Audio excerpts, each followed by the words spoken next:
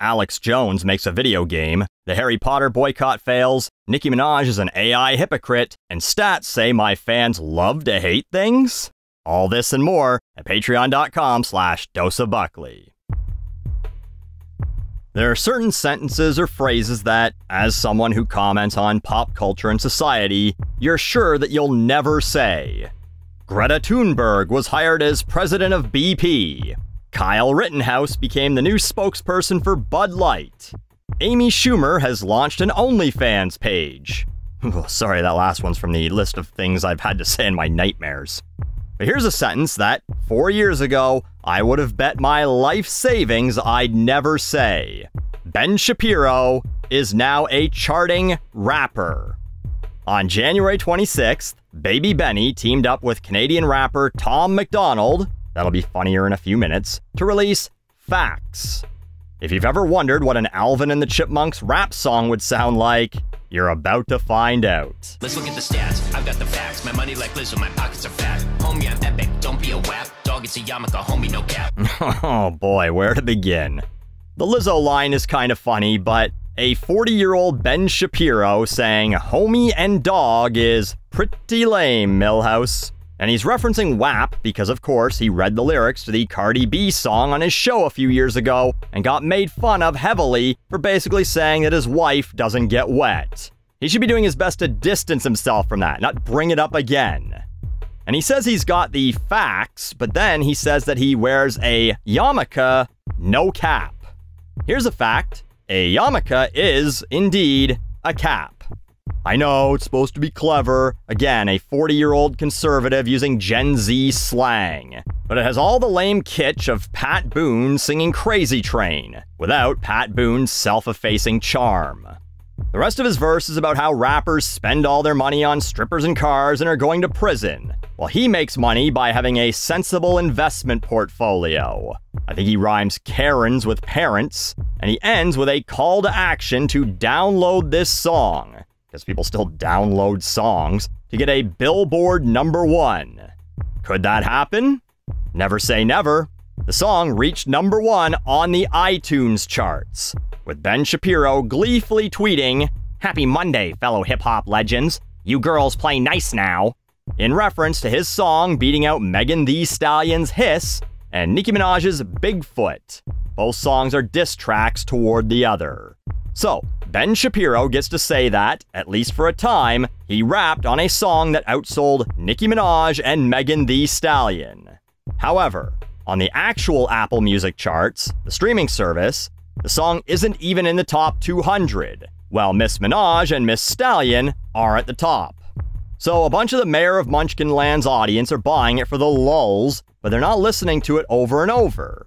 And while we know iTunes sales are worth more to Billboard than streams, streams are a major part of any song's success on Billboard. On Spotify, as of writing this, Facts has racked up a little over 1 million plays, while Hiss has 8.6 million. Another fact for you, 8.6 million is a greater number than 1 million. But, to be fair, YouTube's a different story. Facts has 9.5 million views to Hiss's 8 million. So, if we look at the stats, it's unlikely that Lil Ben is going to get his Billboard #1, but it could be a top 10 hit. And an iTunes #1 still gives him something to brag about, which, as he knows, is what the rap game is all about. Now, you might be wondering why I'm not doing this as a musical autopsy. Well, that's because I'm being sensitive to Ben. About a decade ago, he tweeted, "Fact, rap isn't music, and if you think it is, you're stupid." So listen, if he says his song doesn't identify as music, who am I to say otherwise, right? His partner in rhyme, Tom MacDonald, goes one step further though, to claim this actually isn't rap. This ain't rap, this ain't money, cars and clothes. We ain't selling drugs, we ain't gonna overdose. We ain't pushing guns, ain't promoting stripper poles. We won't turn your sons into thugs or your daughters into hoes. Fuck is this shit, Mr. T's Commandments? Gonna bust out a verse about how you should do your homework every night before bed? Maybe get Jordan Peterson on a remix to talk about cleaning your room? If you did, in order to remain factually correct, you'd have to remove the line about "we ain't gonna overdose," because Jordy's a big fan of the Bennies, and I ain't talking about Shapiro. Also, I can't help but point out the fact that Ben Shapiro's verse has him bragging about how much money he makes, while Tom then claims that this song isn't about money. And it's also bizarre that he says, "we ain't pushing guns." Is this song anti-Second Amendment? Well, that's not very conservative. The rest of the song is all a bunch of statements to fire up the terminally online. There's only 2 genders, go woke, go broke, pronouns, all the American flags have been replaced with BLM and rainbows. All platitudes to desperately gain the admiration of people who, let's face it, probably would cross to the other side of the street if they saw Tom walking by. Besides being a Canadian, probably why he's not seeing very many American flags around. Can you believe how woke our Walmarts are? Here, they fly big Canadian flags instead of American ones. But anyway, he's a rapper with face tattoos. He looks like Canadian Tire store brand Post Malone. While we saw controversial country make an impact on the charts last year, Tom's Republican, has been less successful so far. His highest charting song has been his 2021 track, Snowflakes. Guess what that one's about? It hit number 71 on Billboard. Because with a country song, conservatives will listen to it over and over. But with a rap song, they'll tolerate it once for the laugh, but then they'll say, "but it's still that fucking rap music. You can't spell crap without rap.